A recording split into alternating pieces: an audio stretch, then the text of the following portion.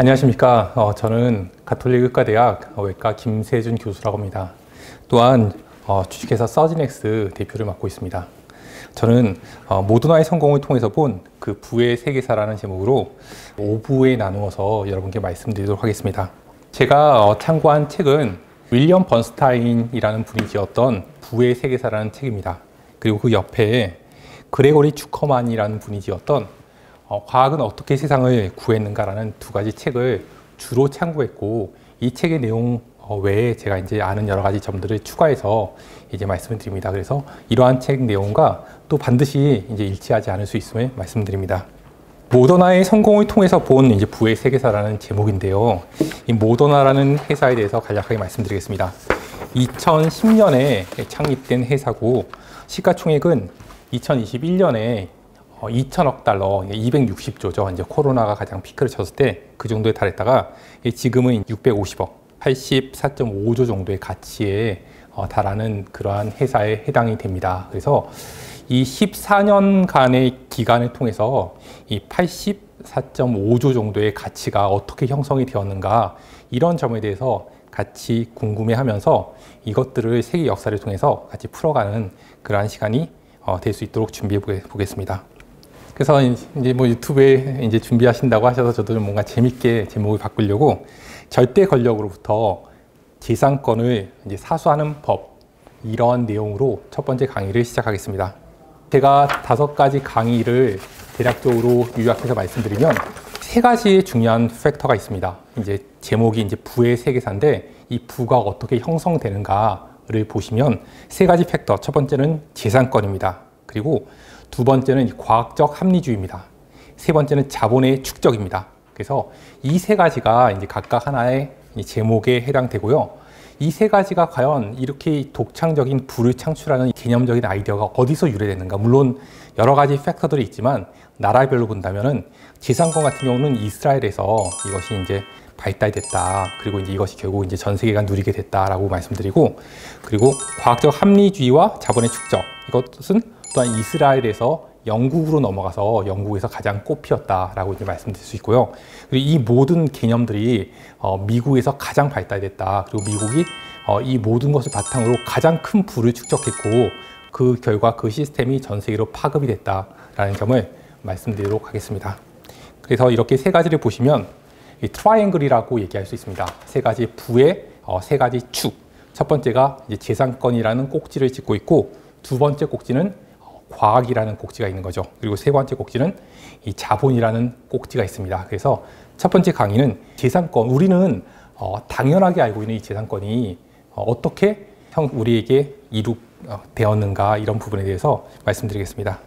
함부라비 법전을 보게 되면은 가장 오래된 법전으로 알려져 있는데 BC 1754년경으로 이제 알려져 있습니다. 여기 조항을 보게 되면은 일반적인 개인의 재산권을 존중하는 조목들이 있습니다. 인류 역사에 있어서 가장 오래된 그런 어떤 법전에서도 재산권에 대한 존중이 있었다라는 사실을 이제 알 수 있습니다. 그 대략적으로 이제 2000, 3000년 정도 이제 뒤로 가게 되면은 이 모세의 이제 10계명이 나옵니다. 이 배경이 여러분도 아시다시피 이집트로부터 이스라엘 백성이 이제 모세의 인도하에서 이제 탈출을 하고 나서 시내산에 갔을 때 이제 하나님으로부터 이제 모세가 받았다라는 이제 계명이 이제 10계명입니다. 그리고 10가지 이제 조목들 중에서 7번째 조목이 도적질을 하지 말라. 이것이 이제 재산권을 존중하는 내용에 해당되는 거죠.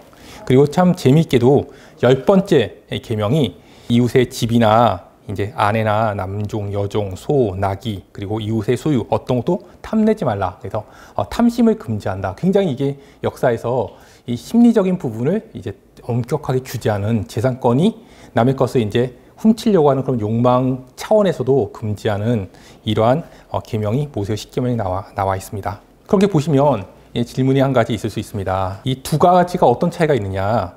이제 함부라비 법전을 보게 되면은 여기서도 이제 법전에 있는 위에 있는 부조를 보게 되면은 여기 이제 앉아 있는 사람이 샤마시 신이라고 되어 있습니다. 그래서 태양신에 해당되는데 태양신으로부터 이제 함무라비 왕이 이제 받았다라는 이런 내용이 되어 있고, 두 번째 이제 10계명도 이제 하나님으로부터 이제 모세가 받았다고 되어 있습니다.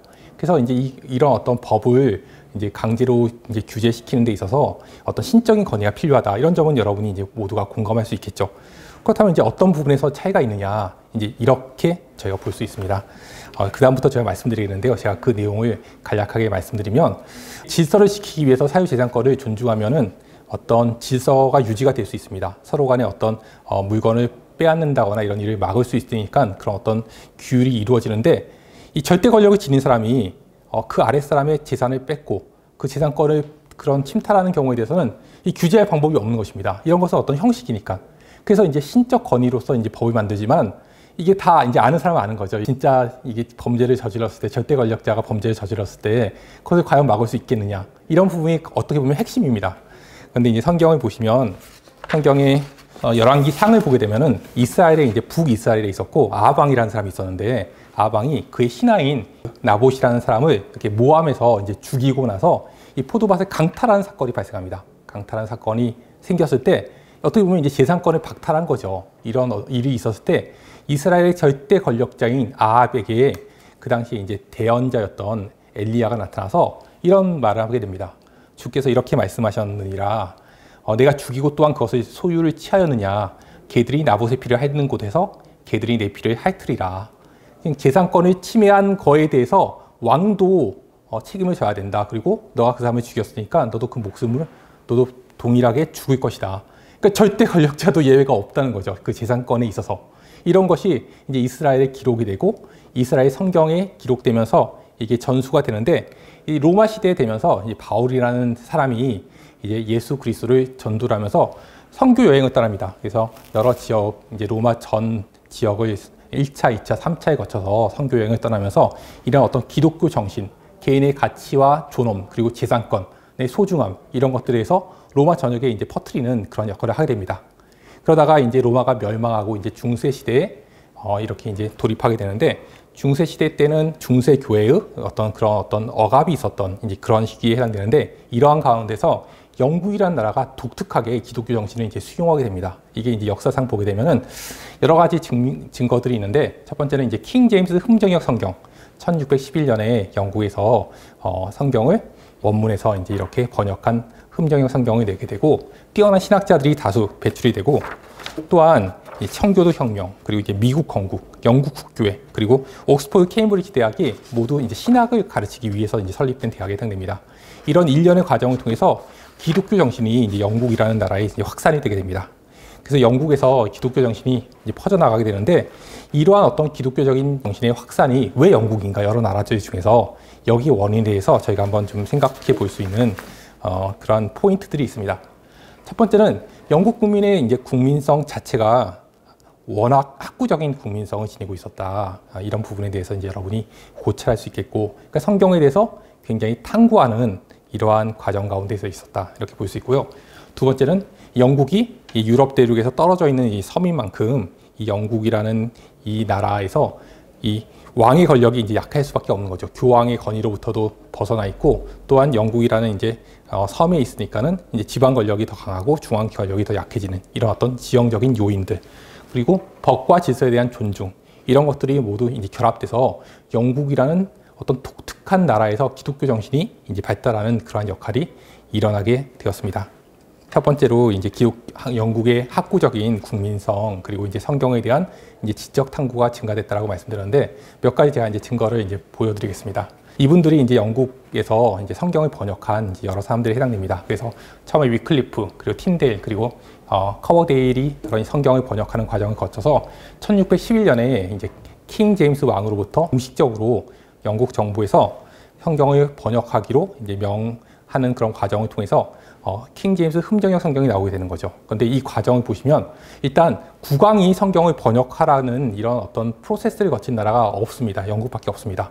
그리고 킹 제임스 흠정역 성경을 번역할 때 57명의 학자가 한 조가 돼서 모두 6개의 조로가 편성이 돼서 성경을 이제 나누어서 번역을 했는데, 그것을 계속 교차적으로 서로 검증하면서 하나하나 원어에 맞게 틀린 것이 있는지 없는지 철저하게 검증해가지고 성경 번역이 이루어졌다. 이런 역사가, 또 이제 문자 대 문자로 정확한 번역이 이루어졌다. 이런 역사가 전 세계적으로 보기가 어렵거든요. 그래서 1611년에 킹 제임스 흠정역 성경이 만들어진 이후로 4,000년 이상의 시간이 지났음에도 불구하고 한 번도 개혁이 이루어지지 않았습니다. 그러니까 거의 완벽하게 번역이 이루어졌기 때문에 여기에 대한 어떤 마이너한 개정 작업 외에는 이루어지지 않고 지금도 쓰이고 있는 성경입니다. 굉장한 거죠. 이 당시가 따지면 이제 우리나라로 따지면 이제 세종대왕 이 정도 시절의 언어가 우리 세종대왕 시절의 언어를 보게 되면 우리가 이해를 못하는데 이 당시의 언어가 그런데 너무나 이제 엄격하게 이제 무슨 문법적인 모든 부분들을 따라서 이루어졌기 때문에 철저한 고증을 통해서 이루어졌기 때문에 거의 틀림이 없는 이제 번역을 이룩한 이런 어떤 영국 국민성에 해당된다 이렇게 여러분이 이제 보실 수 있습니다. 그래서 이 영국에서 이러한 모든 배경을 바탕으로 해서 관습법이라는 것이 생겨납니다. 관습법이라고 하는 것은 관습 말 그대로 보편타당한 인간의 권리에 대한 모든 사람들의 컨센서스가 이루어지게 됩니다. 그래서 그들의 어떤 관습법은 성경을 기반으로 했다. 그리고 그들의 관습법은 인간은 존엄하다. 그리고 인간의 권리는 존중받아야 된다. 그리고 인간의 재산권은 보장받아야 된다. 그리고 여기에서는 왕도 예외가 없다. 성경적 내용이죠. 이런 것들이 영국의 관습법의 기조를 형성하면서 이것을 위반했을 때 여러분 알다시피 이제 존 왕이 이것을 위반했거든요. 이럴 때 마그나 카르타를 통해서 왕에게 이제 신하들이 반란을 일으켜서 국왕이라는 절대 권력도 성경적 바탕을 기반으로 둔 관습법을 어기는 것은 용납할 수 없다. 왜냐하면 관습법이 가장 높은 가치가 있기 때문이다. 그렇게 해서 마그나 카르타를 만들고 관습법을 이렇게 성문화해서 신이 우리에게 준 권리를 왕도 존중해야 된다라는 내용에서 이 신이 우리에게 준 권리라는 내용을 성문화하는 거죠. 그래서 이제 법을 존중해야 된다. 이렇게 이제 용어가 바뀔 수 있는 거죠. 그래서 왕도 법을 따라야 된다. 이러한 논리로 발전시킨 것이 영국 민족이다라고 보실 수 있고요. 그런데 이렇게 마그나 카르타로 한 번에 끝났으면 얼마나 좋겠습니까? 근데 절대 권력을 가진 사람이 이것을 그냥 내어줄 수 없는 거죠. 그래서 여기에 대해서 끊임없이 이제 왕권이 강화됐을 때는 이 왕 입장에서는 그런 본인의 권리를 찾으려는 그런 노력이 계속 있어 왔다. 그래서 에드워드 코크경이 이제 대법원장이었을 때 그 당시에 제임스 왕과 또 충돌을 해서 이제 파면도 당했지만 끝까지 신념을 지켜나가는 거죠. 왕 위에 법이 있지 않고 왕도 법을 지켜야 된다. 이런 원칙들을 사수해 나가는 그런 과정이 있었고요. 그 다음에 이제 영국의 이제 철학의 기조를 보게 되면은 여러분들 알다시피 토마스 홉스 같은 경우는 이제 사회계약서를 내세웠습니다. 그래서 국가라는 것이 존재한 이유는 개인의 안전을 지키기 위해서 개인이 자기의 권리를 국가에게 양도를 해준 거기 때문에 이러한 계약 가운데서 국가가 형성되었다. 그래서 개인 중심으로 어떤 국가라는 권력을 정의하는 일이 발생하게 됐고, 그리고 존 로크는 이것을 한층 더 발전시켜서 국가가 존재하는 이유는 개인의 자유와 생명과 재산을 보호하기 위한 것이다. 그래서 국가가 이런 존재 목적을 달성하지 못했을 때는 국민은 이런 그 존재 목적을 달성하지 못한 국가에 대해서 반역을 일으킬 수 있다. 거기에 대해서 정당 권리를 요구할 수 있다. 이러한 사상으로 이제 좀 더 발전시키는 이러한 사상적 기반이 형성이 영국에서 이루어지게 됩니다. 그렇지만 이제 여러분도 알다시피 이제 권력을 가지는 입장에서는 이 권력을 내려놓기 어려운 거죠. 그래서 이 한두 번으로 끝나지 않습니다. 그래서 이제 보시다시피 여러분 청교도 혁명을 통해서 그 당시 왕이 이제 찰스 1세였죠. 그래서 찰스 1세 때 또한 시민을 대표하는 의회 권력과 또한 국왕의 절대 권력과의 충돌을 통해서 청교도 혁명을 통해서 찰스 1세가 법을 어겼기 때문에 찰스 1세를 처형하는 이러한 과정을 또 거치게 되고요. 또 그 모든 과정을 통해서 다시 한번 또 왕의 권력이 높아집니다. 그러한 과정 가운데서 이런 명예혁명을 통해서 또한 국왕 절대 권력을 체인지를 하게 되는 거죠. 체인지를 하면서 새롭게 등장한 이제 윌리엄 공이라는 이제 영국 왕에게 국왕은 군림하되 지배하지 않는다는 이런 원칙에 승인하게 만들었습니다. 이 결과적으로 이 절대 권력은 이제 의회의 이제 시민의 권리를 존중할 수밖에 없는 그러한 시스템을 만들고 나서 이 명예혁명을 기점으로 해서 영국은 엄청난 성장을 거듭하게 됩니다. 그래서 이제 대영 제국의 그러한 신화가 탄생하게 되는 거죠. 그 시점을 많은 역사학자들이 이 명예혁명을 시발점으로 보고 있다라고 여러분 같이 공유하시면 될 것 같습니다. 이제 마지막으로 이제 미국의 건국을 보시면 앞에서 이제 로크가 말했던 생명권 그리고 자유권 그리고 재산권을 얘기했는데 이 세 가지에서 맨 마지막 재산권을 행복 추구권으로 이렇게 전환시켜서 미국 독립선언서에 이제 집어넣은 사람이 토마스 제퍼슨이다. 그래서 결국은 로크와 같은 맥락으로 영국의 어떤 관습법적인 전통을 이어받았다. 그래서 국가가 존재한 이유는 조물주에 의해서 양도할 수 없는 권리인 생명권 그리고 자유권, 행복 추구권을 지키는 데 있다. 그리고 이러한 나라를 만들기 위해서 이제 미국이 만들어졌다. 이렇게 돼서 영국과 미국에서 재산권이 굳건하게 확립이 됐고 이것을 근본으로 해서 영국과 미국이 세계 초강대국으로 부상하게 되고 또한 이렇게 영국과 미국의 영향을 받은 나라들에 있어서 이 재산권 존중의 전통이 이제 이루어졌다라고 보시면 될 것 같습니다. 네, 두 번째 강의 제목을 테크놀로지가 자산이다. 자신만의 테크를 구축하다라는 제목으로 이제 이렇게 잡아봤습니다. 이건 또 재밌게 하려고 제가 제목을 잡은 거고 이 두 번째는 이 부의 창출 도식 중에서 첫 번째 재산권에 대해서 첫 번째로 말씀드렸고 두 번째 과학과 세 번째가 자본인데 이 두 번째 이제 과학, 사이언스가 부를 창출하는 데 있어서 굉장히 중요한 역할을 했거든요. 그래서 이 과학적인 사고 방식이 어떻게 이제 인류에게 계속 세계사를 통해서 전달되어 왔는지에 대해서 이제 말씀드리겠습니다. 인류의 모든 역사를 말씀드리기엔 너무 길고 이제 중세 시대부터 드리겠습니다. 그래서 중세 시대에는 교황권이 강한 그 영향 하에서 과학적 사고 방식이 마비된 그런 사회가 이제 중세 시대라고 여러분이 이제 이해하시면 될 것 같습니다. 그러한 가운데서 여러분도 알다시피 코페르니쿠스가 이제 중세 교회에서 지지하고 있는 천동설을 과학을 기반으로 해서 기동설을 주장하면서 정면으로 대치하게 됩니다. 그러면서 이제 이게 결과적으로 이 과학의 싸움으로 바꾸는 거죠. 누가 과연 이제 옳은가, 누가 더 합리적이고 과학적으로 이것을 이제 풀 수 있는가라는 이제 논리로 이제 권위주의에서 과학적 합리주의가 이제 등장하게 되지만 당시에는 이제 막 시작하는 입장이어서 워낙 이제 과학적 합리주의가 약했다. 그래서 이제 당장 과학적 합리주의가 꽃을 피우지 못하는 이런 상황이 되었습니다. 그러다가 이제 티코 프라이가 이 사람은 이제 인간 관측대라는 이런 별명을 지닌 사람인데 이 만원경도 없이 천체를 한 20년간 관측하면서 별과 천체 운행에 대한 엄밀한 기록을 남기게 됩니다. 그리고 그 천문대를 요하네스 케플러가 이어받아서 천체가 움직이는 그런 어떤 원리를 법칙화하는 그런 과정을 거치게 됩니다. 그래서 이제 보시면 케플러의 이제 3대 법칙이라고 얘기하는데 뭐 간략하게 이제 말씀드리면 그 전까지는 천체가 원 궤도로 이제 이동한다라는 그런 생각을 갖고 있었는데 원이 아니라 타원이다.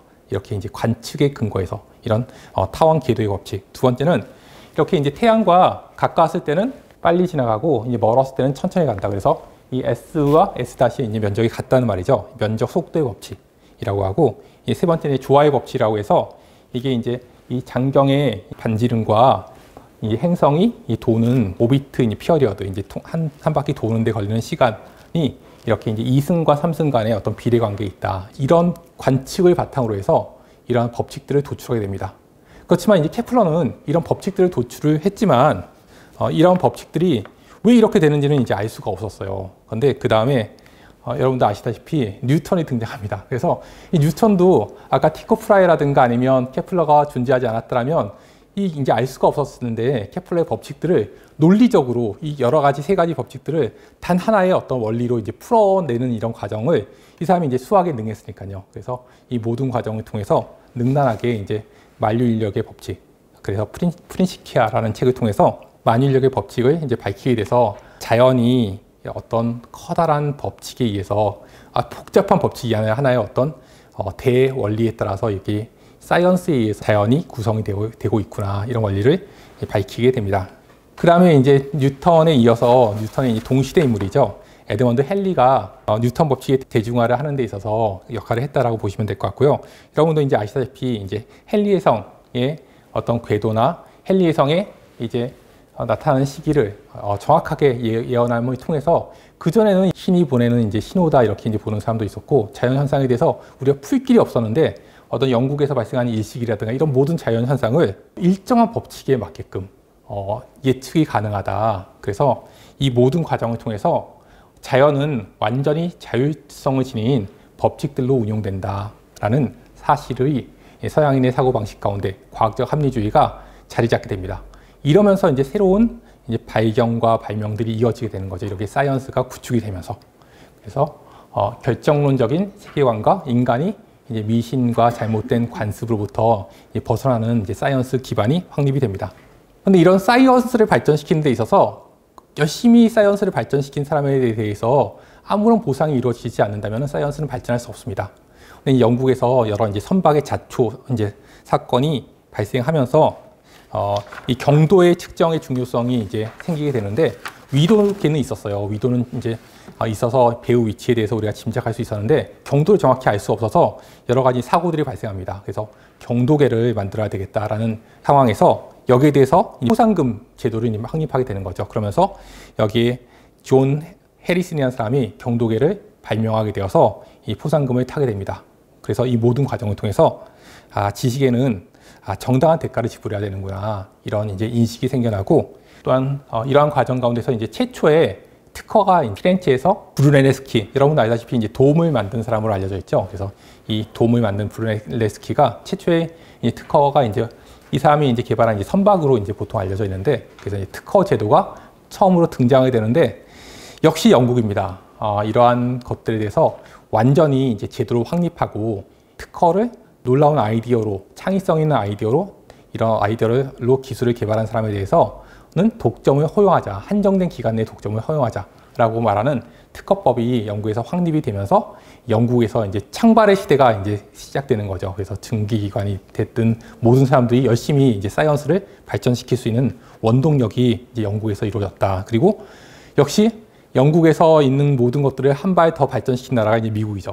미국 대통령들이 이제 보통 이 특허에 대해서 보통 사람이 아니었어요. 그래서 보시면은 3대 대통령인 제퍼슨 같은 경우는 이 사람이 미국 최초의 특허 청장입니다. 대통령이 이런 위치에 있으니까 특허의 중요성에 대해서 알게 되는 거죠. 그리고 4대 대통령이었던 제임스 메디슨이 특허에 관련돼서 여러 이제 헌법적인 조항들을 포함시키게 됩니다. 그러면서 미국에서는 특허의 모든 절차가 영국보다 훨씬 더 간소하면서 빨리 진행될 수 있도록, 그래서 이제 어느 순간이 되니까 미국 특허가 영국 특허를 압도하게 되는 거죠. 이렇게 해서 미국이 세계 최고의 나라로 이제 발전하게 되었다. 그래서 사이언스가 이렇게 이제 중요한 역할을 한다라고 이제 말씀드릴 수 있겠고요. 에브라함 링컨은 또 이런 말을 했습니다. 특허는 천재라는 불길에 이익이라는 기름을 붓는 것이다. 그러니까 이 미국이라는 나라가 특허라든가 지적 재산권에 대해서 강조하는 나라인지 알 수 있는 거죠. 그래서 제가 처음 강의에서 재산권에 있어서 지적 재산권을 지금 말씀드리는 겁니다. 이것도 처음에는 물적 재산권만이 재산권이다라고 그렇게 이제 알려져 있었는데, 지금은 지적 재산권도 재산이다, 이런 인식이 드디어 보편화되게 되는 현상이 나타나게 됩니다. 그리고 지금은 아예 이제 시대가 지적 재산권의 시대로 바뀌었습니다. 그래서 지금 여러 역대 회사들을 보게 되면 주황색으로 표시된 것이 이제 지적 재산권 혹은 지식 재산권이라고 얘기하는 부분인데, 이것이 거의 2000년대만 하더라도 9대1로 지식 재산권을 무형 재산이라고 얘기할 수 있고, 그리고 보이는 부동산이라든가 이런 것을 유형 재산이라고 얘기할 수 있는데, 무형 재산이 이제 유형 재산을 압도하는 그런 시대로 이제 바뀌고 있다. 그래서 여러분이 진정한 부자가 되기 위해서는 본인이 가지고 있는 어떤 지식 재산을 더욱더 이제 창출하는 그런 일을 통해서 더 많은, 앞으로도 더욱더 지식 재산의 시대가 될 것이다. 시대의 어떤 트렌드를 읽으시면 좋을 것 같습니다. 모더나의 성공을 통해서 본 부의 세계사 세 번째 강의입니다. 부의 원리, 자본은 어떻게 축적되는가라는 제목으로 강의를 하겠습니다. 이 강의는 저도 준비하면서 굉장히 재미있었던 부분이어서 여러분도 좀 즐기면서 들으셔도 좋을 것 같습니다. 제가 지금까지 말씀드렸던 내용은 부의 창출 도식에서 재산권과 과학에 대해서 말씀드렸습니다. 그리고 지금 세 번째는 자본에 대해서 말씀드리겠습니다. 그래서 여러분 쉽게 제가 간략하게 요점으로 말씀드리면, 사람이 부를 축적하기 위해서는 내가 노력한 대가에 대해서 내 것이라는 인식이, 그리고 이것을 누구도 빼앗아가지 않는다는 어떤 확실한 근거가 있어야 되겠다. 이게 이제 재산권에 해당되는 거고, 그리고 내가 이게 혁신을 이룩하기 위해서는 내 혁신이 나에게 충분한 보상으로 돌아온다는 거에 대해서 이제 알아야 되겠다. 그러려면 이제 내가 이제 사이언스를 발전시킬 수 있는 거죠. 그래서 남들보다 나은 기술을 가진 사람에게 정당한 이제 보상이 이루어지는 이런 시스템이 이루어진다면 이제 부가 축적이 될 수 있다. 이것이 이제 과학에 해당된다면은, 그렇다면은 다 있다. 재산권도 보장이 되고 이제 내가 사이언스를 발전시킬 수 있는 기술이 있다. 그렇게 된다면 이것을 이제 부가 되기 위해서는 여기에 충분한 돈이 있어야지, 자본이 이제 축적이 돼야지 이것이 여러 사람들에게 이제 판매가 될 수 있단 말이에요. 쉽게 얘기하면. 그래서 에디슨이 본인의 천재성을 발휘해가지고 전구를 하나를 만든 것은 첫 번째와 이제 두 번째 원리에 따라서 이것을 전 미국에 이제 전기를 공급하고 전등을 세우는 데 있어서는 이 본인의 돈 가지고는 안 되거든요. 자본이 많이 있어야지 이게 가능하다. 어떻게 이렇게 자본이 형성이 되고 또 자본이 축적이 되느냐, 여기에 대해서 여러분 호기심을 가지면서 같이 한번 좀 살펴보는 시간을 갖겠습니다. 이 인류의 역사를 통해서 보시게 되면은 자본이 축적되는 시기가 그렇게 오랜 역사를 가지고 있지 않았다는 것을 알 수 있습니다. 우리가 고대 로마의 어떤 찬란한 어떤 유산이라든가 역사를 여러분도 알고 있겠지만, 고대 로마는 대단한 역사를 가지고 있었지만 그 자본만큼은 이 노예제를 바탕으로 하기 때문에 약탈을 해야지 재산이 축적되는, 그래서 약탈을 하지 않으면 또 경제가 다시 세트가 되고 뭐 카르타고를 정복한다거나 약탈을 통해서 이 나라가 발전하는 이런 시스템을 가지고 있었습니다. 성장에 있어서 이제 한계가 있었다는 말이죠. 그러다가 로마가 멸망하고 나서 이제 중세 시대를 거쳐서 이제 북부 이탈리아의 피렌체라든가 그리고 베네치아 같은 여러 나라들이 등장하는데, 이런 나라들의 근본은 이제 상업이었습니다.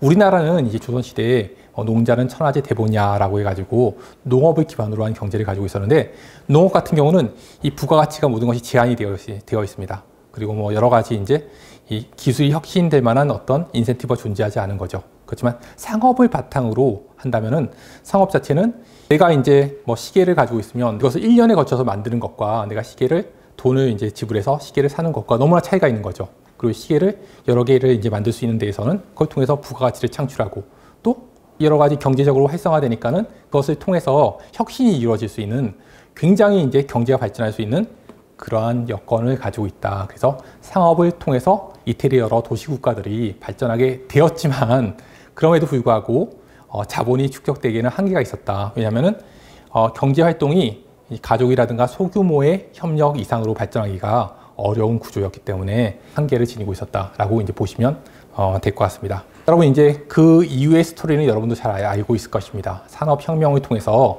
경제 성장이 뭐 엄청나게 익스플로티브하게 엄청나게 성장하게 되는 그런 어떤 계기를 갖게 되는데, 이 노벨상을 수상한 니콜라스 머리 버틀러라는 사람은 이렇게 얘기했습니다. 우리가 보통 알고 있듯이 증기기관 같은 것이 산업혁명을 이끌었다라고 알고 있는데, 진짜 주역은 유한회사다. 유한회사가 인류의 엄청난 발전을 이룩했다라는 그런 말을 했습니다.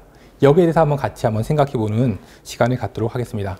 제가 인터넷에 있는 그림을 이제 가져왔는데, 부채와 이제 펀딩의 차이를 한번 간단히 말씀드리면, 제가 이제 은행으로부터 이제 1억 원을 이제 빌린다면은 1억에 대해서 이제 다달이 이자를 내고 나중에 1억 원을 상환해야 되는 이러한 의무가 있는 거죠. 이런 입장이 있지만, 제가 펀딩 기업체를 만들고 1억 원을 이제 펀딩으로 받았다면은 내가 1억 원을 갚지 않아도 됩니다. 대신 내가 그 회사에게 주는 것은 이제 기업에 지분을 주는 거죠. 에퀴시라고 얘기하는데 지분을 주고, 그렇지만 그 지분은 바뀌지 않습니다. 지분은 바뀌지 않지만 회사 규모가 커지게 되면은 파이가 커지니까는 그 나한테 펀딩을 한 회사에서는 오히려 더 이익이 많이 남는 거죠. 이것을 비유해서 말씀드리면, 부채 같은 경우는 이게 리스크가 낮습니다. 뭐 이자와 원리금을 상환받을 수 있으니까 리스크는 낮지만 결과적으로 파이를 크게 할 수 없기 때문에 잠재적인 리턴이라는 측면에서는 그렇게 높지 않지만, 펀딩이라는 어떤 투자라는 개념에 있어서는 리스크는 높습니다. 원금 상환을 못 받을 수 있는 거죠. 그렇지만은 잠재적으로 파이가 커졌을 때 포텐셜 리턴이 굉장히 클 수 있다. 이런 차이입니다. 그래서 지금까지 유한회사가 설립되기 전까지 세계 경제를 견인했던 것은 대부분 이 부채입니다. 부채를 통해서 돈을 빌려받고 그걸 통해서 이자를 내고 이런 과정을 통해서 이제 계속 부를 늘려나갔지만 한계가 있다. 사람이 모을 수 있는 부채 규모도 제한이 되어 있고, 이런 상황에서 경제 성장하는데 한계가 있지만, 인간이 이제 아이디어를 전환해서 펀딩을 통해서 자금을 끌어들였을 때 엄청나게 많은 이제 자금을 끌어들일 수 있을 뿐만 아니라, 자금을 이렇게 이제 펀딩한 사람 입장에서도 많은 이익을 남길 수 있어서 서로가 윈윈하게 되는 이러한 시스템이 이제 개발이 됐다. 그 유한회사다라고 보시면 될 것 같습니다. 이것을 재밌게 보시면 대항해 시대에 처음에 유한회사라는 개념이 생겨났습니다. 대항해 시대 같은 경우는 아까 이제 상업이 이제 부를 창출한다라고 말씀을 드렸는데, 그런데 이렇게 예를 들어 봅시다. 남미에서 물품을 사가지고 와서 유럽에 팔게 되면은 엄청난 이익을 얻게 된다. 보통 처음에 네덜란드 동인도 회사가 처음에 이제 배를 싣고 돌아왔을 때 260배의 이제 수익을 얻었다고 하거든요. 그래서 지금 뭐 2배 수익도 엄청난데 그 당시는 엄청난 수익을 얻게 됐죠. 그래서 이제 해운회사를 운영하게 된다면은 처음에는 이 3명의 파트너십이 필요합니다. 그래서 선주와 선장과 그리고 이제 상인 3명이 서로 만나서 이 배가 출항해서 돌아오게 되면은 이익을 각각 어떻게 나누자, 이런 합의가 이루어지게 되면은 배가 출항하게 되고, 배가 이제 성공해서 돌아오게 된다면 그 이익분에 대해서 각각 해당되는 금액을 나누어서 이렇게 얻게 되는 이런 과정이었는데, 이렇게 한번 이익을 얻고 나면 이제 3명의 결합이 없어지는 거죠. 그리고 이제 다시 배를 이제 출항시킬 때 또 다시 이제 모집을 해야 되는 거죠.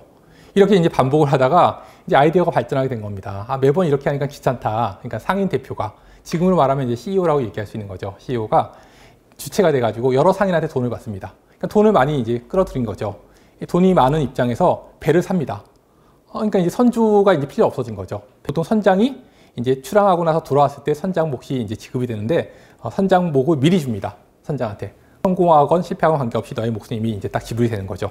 그러면 이제 그 해운회사가 얻은 이익에 대해서는 이제 다 상인들이 이제 n분의 1로 나눌 수가 있는 것입니다. 그리고 배가 다시 돌아오면은 다시 또 2번째 배를 다시 이제 출항시킬 수 있는 거죠. 지속적으로 파이를 키워나갈 수 있는 시스템, 이것이 이제 유한회사인 거죠. 그래서 이거는 이제 대항해 시대 때 유한회사가 처음으로 개발이 되고, 이게 가야 될 길이구나, 이렇게 이제 알게 되는 거죠.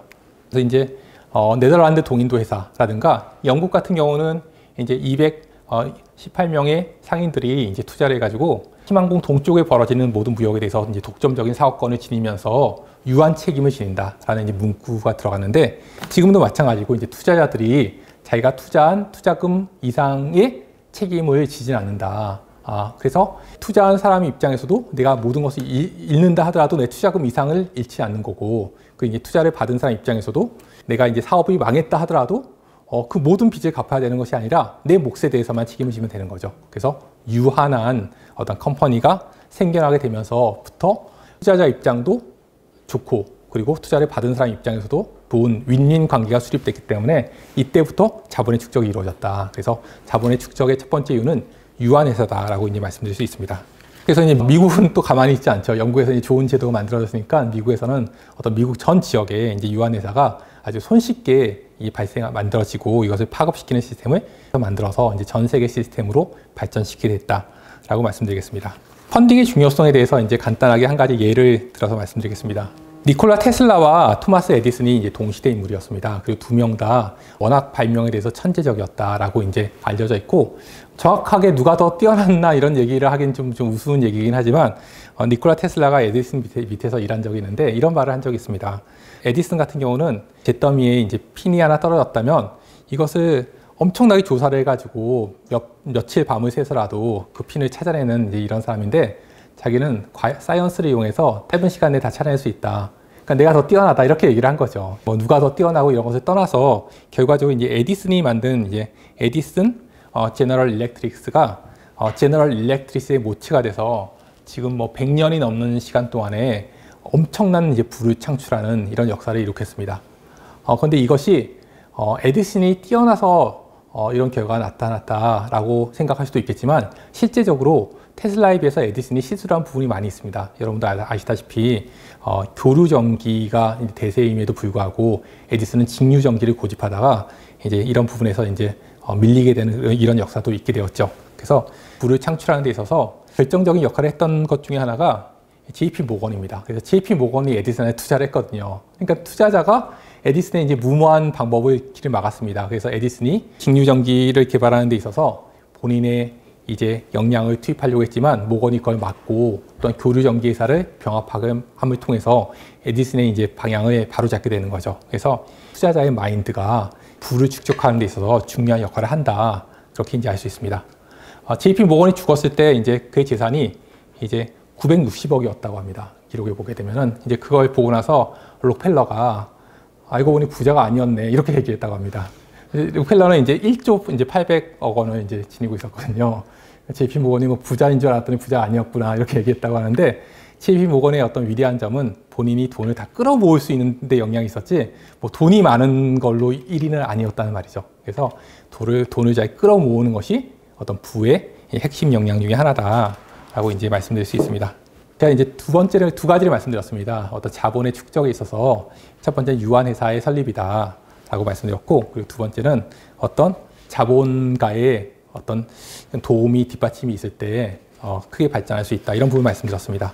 이어서 말씀드릴 내용은 종교혁명을 통해서 사람들의 마인드가 이제 바뀌게 되었다. 성경으로 돌아가라 라는 이제 원리가 모든 사람에게 알려지면서 성경적 원리가 그 종교혁명 전에는 성경을 읽는 것을 이제 금지하는 그런 어떤 문화도 있었습니다. 그러나 성경의 번역과 또 성경 읽기가 광범위하게 이루어지면서 성경적 가치, 금령과 그리고 이제 또 특별히 살병의 예정론, 내가 구원받은 여부는 확실히 알 수 없다. 내가 근면하게 성실하게 책임을 다했을 때 그것이 내가 구원받은 간접적인 증거가 될 수 있다라는 어떤 소명의식, 직업에 대한 소명의식, 이런 것이 발전하게 되면서 사람들이 스스로 개조가 되면서 이 모든 것들이 자본의 축적을 가져왔다. 이제 막스 베버의 이 프로테스탄티즘의 원리가 이렇게 되는 거죠. 그래서 그전에는 사람이 돈을 벌어서 그것을 이제 소비를 했다면은 프로테스탄티즘을 지니고 있는 사람들은 돈을 벌었으면 그걸 가지고 자본을 재투자하는 거죠. 일론 머스크가 이제 처음에 페이팔이라는 회사를 만들었는데 한 우리나라 돈으로 이제 2천억 원 정도를 벌었다고 합니다. 그러니까 평생에 거쳐서 내가 이거 가지고 이제 놀러 다니면서 이제 돈을 쓸 수 있다, 이런 입장임에도 불구하고 기업가 정신은 이걸 재투자하는 거죠. 그래서 스페이스 X를 만들고 테슬라를 만들고 해서 계속적으로 이걸 통해서 이제 본인의 이제 가능성을 찾는 거죠. 그러면서 이제 내 책임을 다한다, 이런 의식이 이제 종교혁명과 연관이 되어 있다라고 이제 보시면 될 것 같습니다. 그래서 이제 기업가 정신이 이룩하게 되는 데 있어서 종교혁명이 핵심적인 역할을 감당했고, 이런 어떤 기업가 정신에 있어서는 앞에서 말씀드렸듯이 본인이 끝까지 최선을 다한다. 내가 어떤 어려움이 있더라도 끝까지 갈 길을 가겠다라는 이 정신, 그리고 내가 어떤 것을 만들고 내가 여러 사람들 가운데서 중요한 역할을 하고 이런 것이 내 존재 이유다.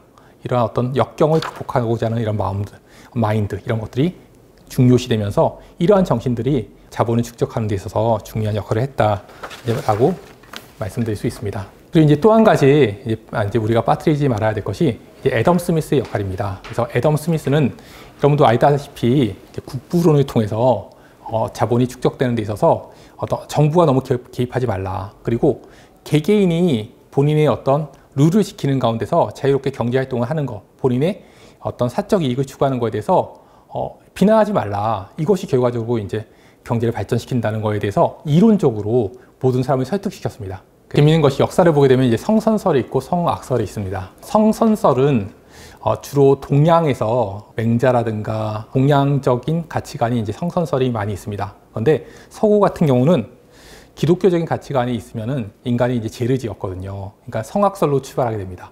서구에서도 루소 같이 이제 성선설을 주장하는 사람도 있지만 서양에서 이제 성악설이 기본이 되는 거거든요. 성악설이면은 좀 미래가 없지 않습니까? 인간은 악하고 이 악한 사람에게 어떤 미래가 있겠느냐, 이런 어떤 참 미래가 없는 가운데서 애덤 스미스는 여기에 대한 대안을 제시하는 굉장히 이제 중요한 역할을 하게 됩니다. 그래서 애덤 스미스를 우리가 이제 알다시피 국부론의 저자다, 우리가 이렇게 알고 있는데, 애덤 스미스 자체는 본인이 이제 죽게 되면은 묘비에 나는 도덕 감정론이라는 책을 쓴 저자로 기억되고 싶다라고 얘기했다고 합니다. 제가 들은 얘기인데 어디까지 사실인지 모르겠고, 도덕 감정론이라는 책은 어떤 책이냐, 이 성선설과 성악설을 절묘하게 조화를 시켰다. 그런데 기본은 이제 악설입니다. 인간은 악하다. 인간은 악하고 사적 이익을 추구하는 존재다. 그럼에도 불구하고 인간의 마음속에는 다른 사람의 눈을 의식한다. 내가 예를 들어서 이제 아주 비싼 아파트에 살고 있다고 하지만 끊임없이 내 마음속에는 다른 사람들이 나를 어떻게 볼까? 다른 사람이 나를 어떻게 볼까? 이 정도의 행동을 하게 되면 다른 사람한테 비난을 받지 않을까? 이런 마음이 있다 그 말이죠. 그래서 다른 사람들로부터 공감을 받으려는 그런 마인드가 있다. 그게 모든 사람한테 있다 그 말이죠. 그래서 그 선에 의해서 내가 너무 지나치게 악한 행동을 하는 것을 자제를 하는 거죠. 그게 이제 중립적인 관찰자라고 얘기를 했는데, 내가 과도하게 이제 잘못된 행동을 하지 않았을 때 다른 사람이 나를 이제 이해해 줄 것이다. 이런 마인드가 있기 때문에 나를 이제 제어한다 그 말이죠. 그래서 사회 시스템이 이렇게 개개인이 공감하는 능력이 있기 때문에 이러한 개개인의 능력을 서포팅하는 시스템이 구축이 된다면 공감 능력이 이제 발휘하게 돼서 사회 질서가 유지하게 될 것이다. 그래서 이것을 한층 발전시킨 것이 국부론에 해당됩니다. 그래서 여기 나와 있듯이 제빵업자라든가 양주업자라든가 정육점 주인은 본인이 이익을 얻으려고 본인의 일을 열심히 하게 됩니다. 사적 이익을 추구하려고 열심히 하지만 아주 악한 몇 명을 제외하고는 다른 사람에게 비난을 받을 만한 일을 하지 않으려고 노력하게 된다. 근데 이런 것을 용납하는 시스템, 이제 악을 저질렀음에도 불구하고 용납하는 시스템이 된다면 그런 어떤 공감 능력이 발휘되지 않겠죠. 그렇게 된다면은 이 사회 질서가 이루어지지 않는데 정부가 최소한의 권력으로 악한 자를 응징하는 이런 시스템이 구축이 된다면 본인이 사적 이익을 추구하되 본인 내부에 있는 중립적인 관찰자의 관찰에 따라서 내가 사적 이익을 추구하기 때문에 이것이 공공선을 이룩하게 된다. 이러한 개인의 윤리를 뛰어넘어서 이제 어떤 국부의 원리까지 도덕 감정론에서 이제 발견하게 됩니다. 그래서 이제 모두가 다 설득을 당하는 거죠. 그래서 드디어 이제 성악설인 인간이 악하다는 이런 가정 하에서도 우리가 부의 증진을 위해서 행하는 일은 합리화가 될 수 있고 또 이걸 통해서 공공선이 이루게 되는구나. 이런 것들에 대해서 영국과 미국 여러 사람들이 설득을 받게 됨을 통해서 부의 긍정이 이루어지게 되는 또한 자본의 축적이 이루어질 수 있는 이론적인 이제 배경이 형성이 됩니다. 그래서 이상의 이제 내용들을 정리해서 말씀드리면 유한회사가 등장하게 되고 또한 이윤 추구가 이제 긍정으로 바뀌게 되고 그리고 기업가의 정신, 자본의 이제 재투자 그리고 기업가 정신 자체가 긍정으로 이루어졌을 때 자본이 축적될 수 있는 사회적, 개인적 기반이 형성이 돼서 자본 축적이 이루어졌다라고 여러분이 이제 보시면 되겠고 개인의 삶에 있어서도 마찬가지입니다. 개인도 적절한 자본이 축적될 수 있는 내 안에, 내 외부의 시스템이 구축이 됐을 때 자본이 이제 축적이 돼서 발전하게 될 수 있다라고 이제 말씀드릴 수 있을 것 같습니다. 그래서 현재는 뭐 어마어마한 자본이 축적이 된 거죠. 이제 시총 글로벌 랭킹 회사들을 제가 한번 적어봤는데 여러분도 알다시피 글로벌 1위에서 10위까지 회사를 이제 합치면 가장 못 사는 100개 나라의 경제 규모를 합친 것보다 가장 탑 10 회사가 벌어들이는 수익이 더 높습니다. 이런 모든 시스템이 구축이 됐을 때 인간은 엄청나게 많은 이제 부를 축적할 수 있는 위치가 되었다라고 말씀드리면 될 것 같습니다. 모던화의 성공을 통해서 본 부의 세계사라는 제목으로 이제 마지막 강의, 6번째 강의를 시작하겠습니다.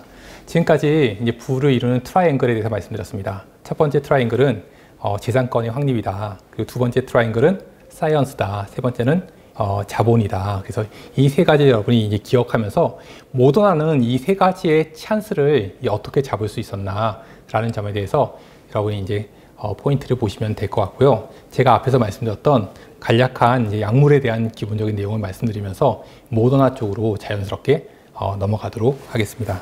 앞에서 말씀드렸죠. 처음에 인류가 동양이든 서양이든 오랜 역사를 통해서 처음으로부터 얻을 수 있는 정보는 식물이었다. 그래서 식물을 어떻게 먹어보니까 병이 잘 낫더라. 이런 사실을 경험적으로 알게 되고 그래서 이제 버드나무 껍질에서 이게 다려 먹으면은 염증이 나아지더라. 통증이 경감되더라. 이런 사실을 알게 되었는데 이게 이집트 시대였거든요. 그러다가 이제 1800년대 돼서야 살리신이라는 부분이 그런 효과가 있더라. 이런 사실을 알게 되었습니다. 그래서 이제 이걸 통해서 치료를 받을 수 있는데 근데 이런 그 전 물질들이 위장관 독성을 일으킨다. 이제 소화가 안 되고 설사를 한다거나 복통을 일으킨다던가 좀 뭔가 좀 약간 안 맞는 부분이 있다. 그래서 옵티미제이션이라고 얘기하는데 그대로 쓰는 것보다는 뭔가 최적화를 시켜야 된다.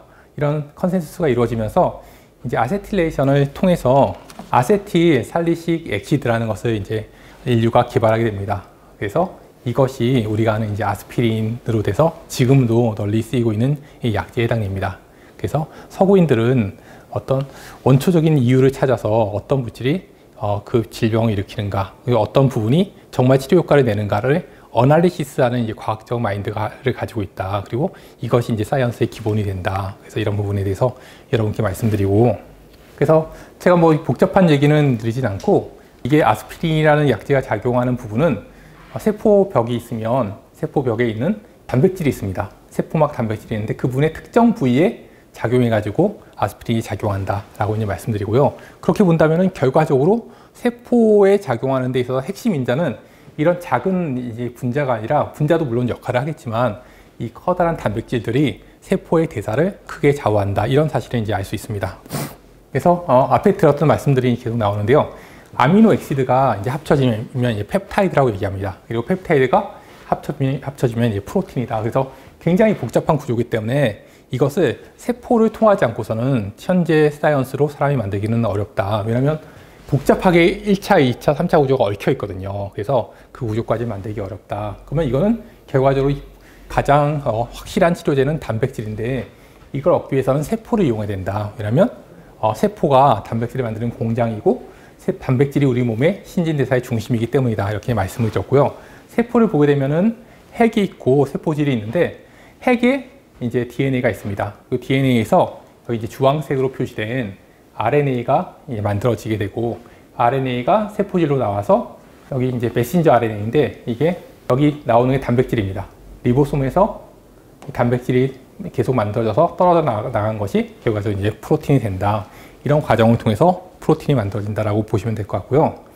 앞에서 말씀드렸듯이 단백질이 결국은 치료제다. 이것을 치료제로 이용하는 것이 모든 어떤 약제의 미래가 달려 있다라고 볼 수 있는데, 이게 처음에 이제 돼지 췌장을 통해서 이제 거기서 인슐린을 정제해가지고 이제 인슐린 단백질을 얻었는데 너무 양이 적다. 그래서 치료제로 이용하기는 굉장히 어려운 그런 여건이 지니고 있었습니다.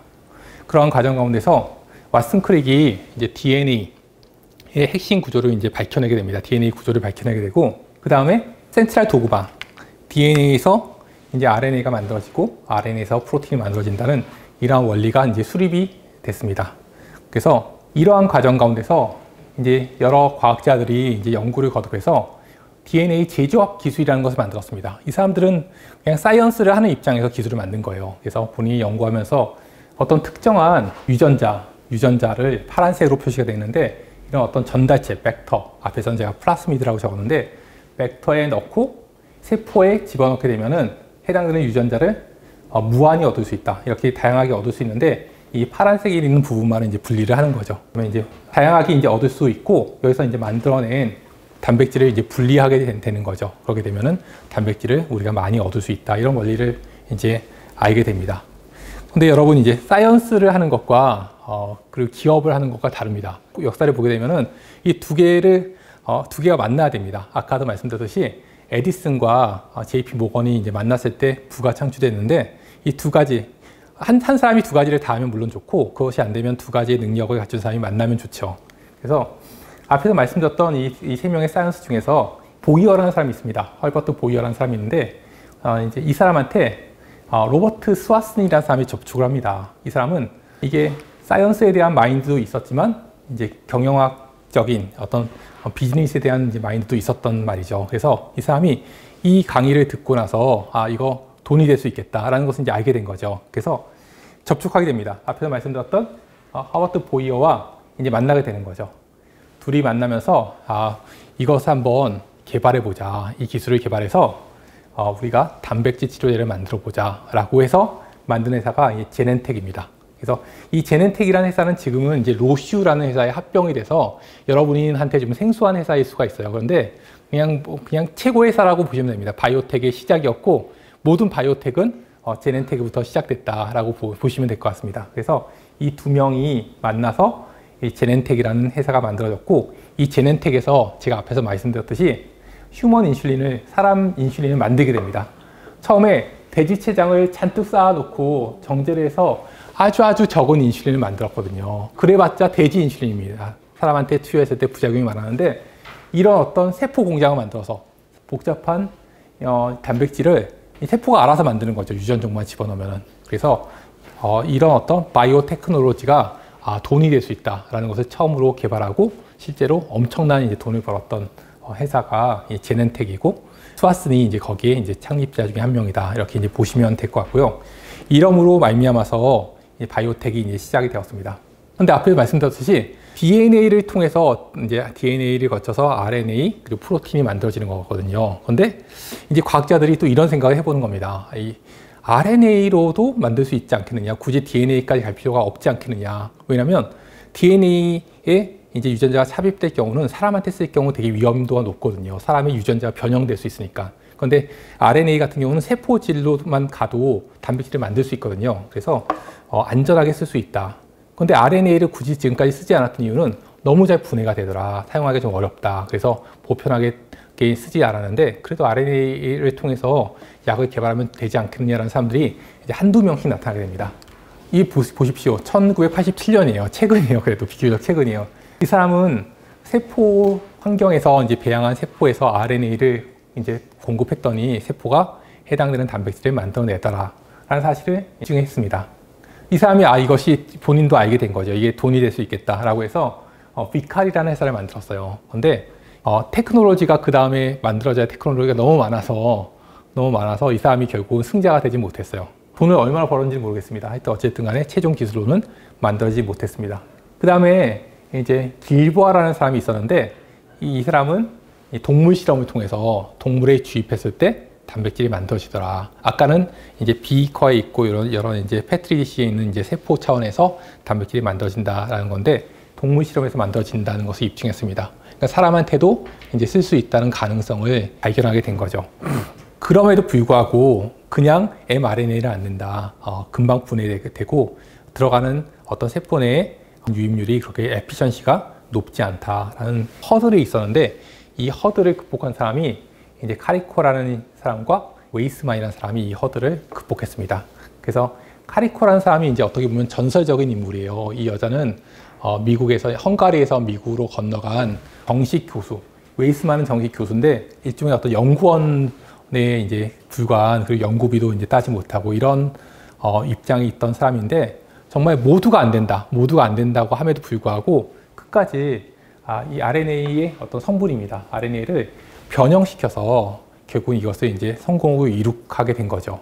그래서 어떻게 보면 이분들도 회사를 만들었어요. 재미있는 것은 이분들도 회사를 만들었는데 결국은 이분들의 회사가 주인공이 못 되고 나중에 모더나라는 회사가 등장하게 되는데 결국 모더나가 그것을 따게 되는데 하여튼 타이밍이 맞아야 되는구나. 그리고 또한 기업가 정신과 여러 가지 부분이 극복할 부분이 있구나. 이런 것을 좀 생각하게 됩니다. 그래서 이분들은 최고의 기술을 가지고 있었음에도 불구하고 산업계에서의 승자가 되지 못했어요. 그렇지만은 이분들은 최소한 노벨상을 탔습니다. 작년에 그 노벨 의학상을 이제 따게 됐습니다. 이 정도면 이 분야에서 이제 최고의 어떤 업적과 또 이제 부도 거머쥐었다라고 이제 할 수 있겠죠.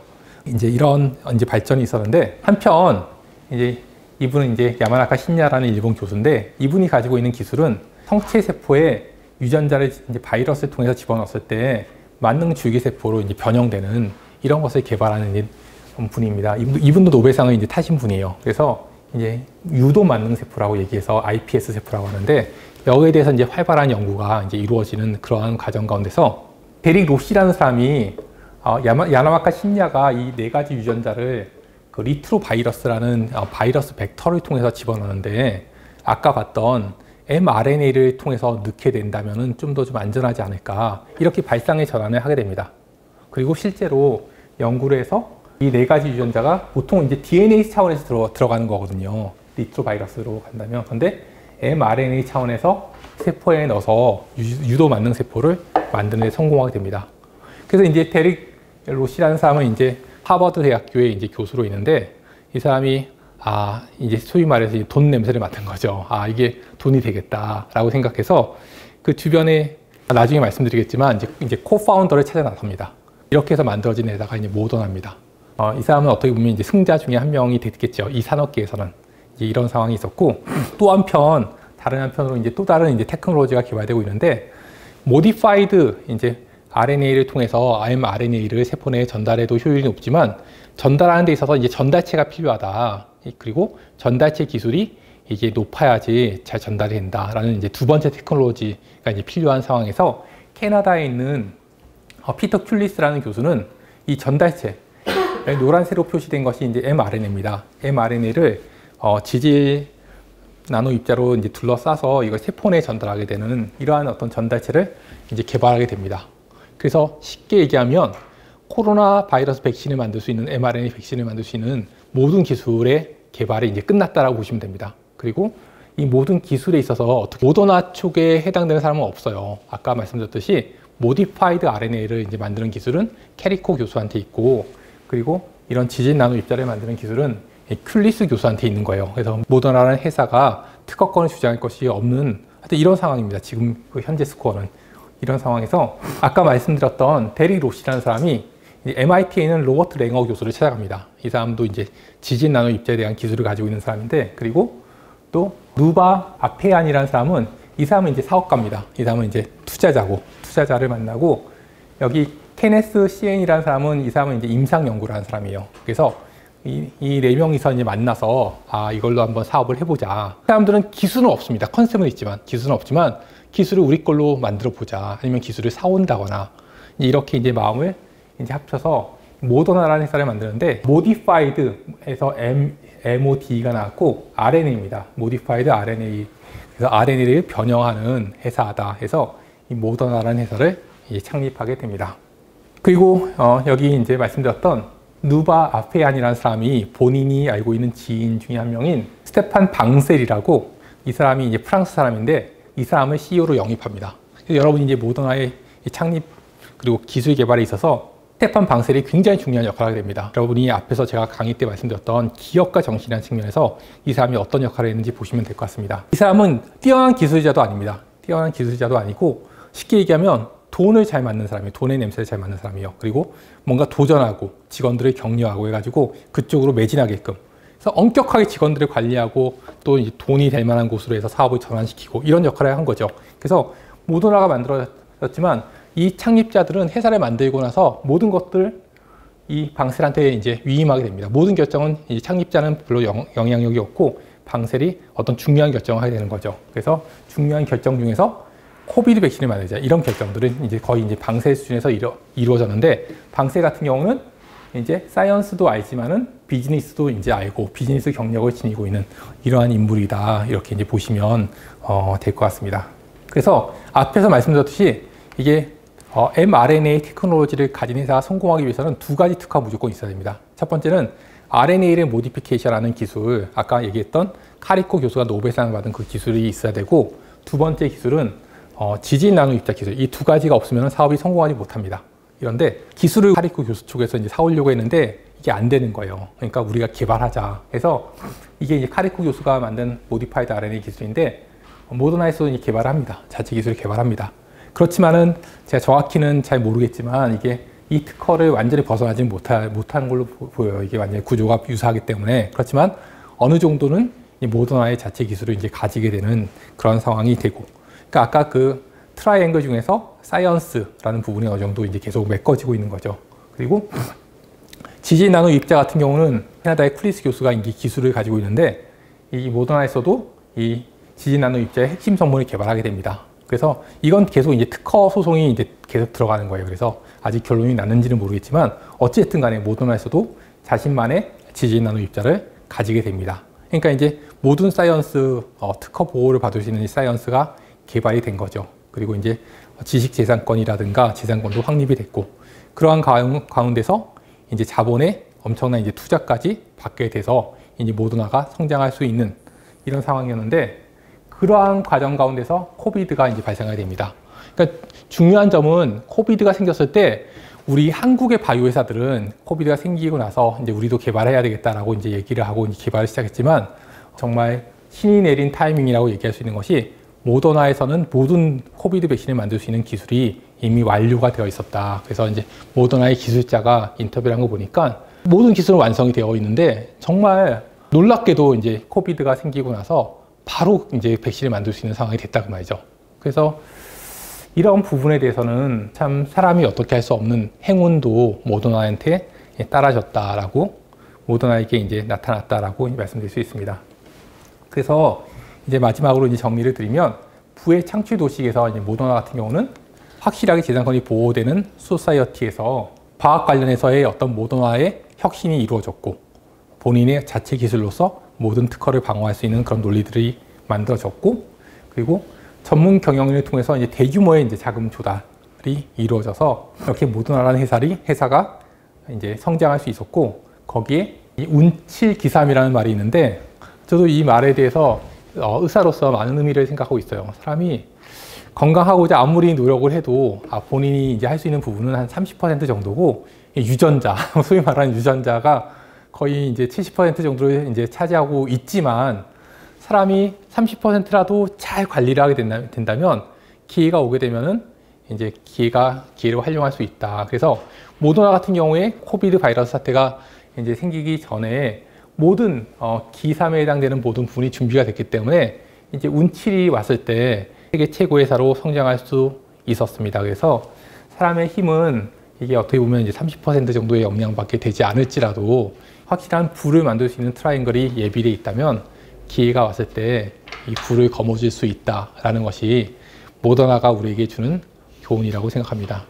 재산권은 이스라엘에서 왔다. 그리고 영국에서 과학적 합리주의와 자본의 축적이 이루어졌고, 이것이 이제 미국에서 발전해서 이제 전 세계에 보급됐다.